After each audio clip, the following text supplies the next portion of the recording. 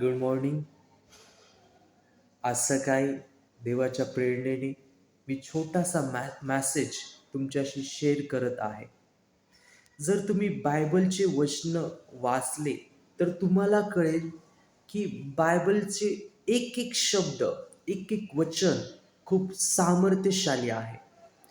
ह्या जगाच्या पाठीवरती ज्या कोणी येशू ख्रिस्ताचे वचन फॉलो केले ते ह्या जगाच्या पाठीवरती खूप श्रेष्ठ झाले किंवा महान गणल्या गेले.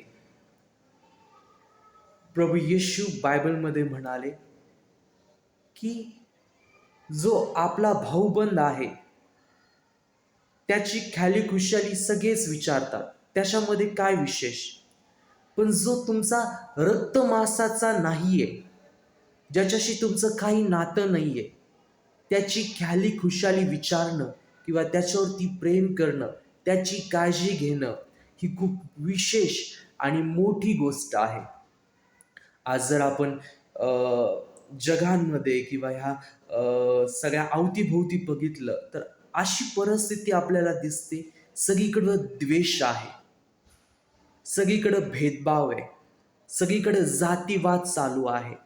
प्रत्येक जण जो आहे तो नातं जोडणारा नाही पण नातं तोडणारा, एका वेगळ्या धर्माच्या लोकांविषयी दुसऱ्या धर्माच्या लोकांच्या मनामध्ये द्वेष निर्माण करणारा आहे. आणि तुम्ही फळावरून झाडाची चाकरी करू शकता, कारण कडू झाडाला गोड फळ येणं शक्य नाही, काटेरी झाडाला फळ येणं शक्य नाही. पण जे झाड जसं आहे तसंच त्याला फळ येईल. तर तुम्ही झाडाचं फळ ओळखून त्याची चाकरी करू शकता की ती कसं आहे. हालेलुया. प्रभू येशू या जगामध्ये ख्रिश्चन धर्माचा प्रसार करण्यासाठी आले नाही, पण ते ह्या जगाला प्रेम वाटण्यासाठी आले. ते नाते जोडण्यासाठी आले, ते नाते तोडण्यासाठी आले नाही. हालेलुया.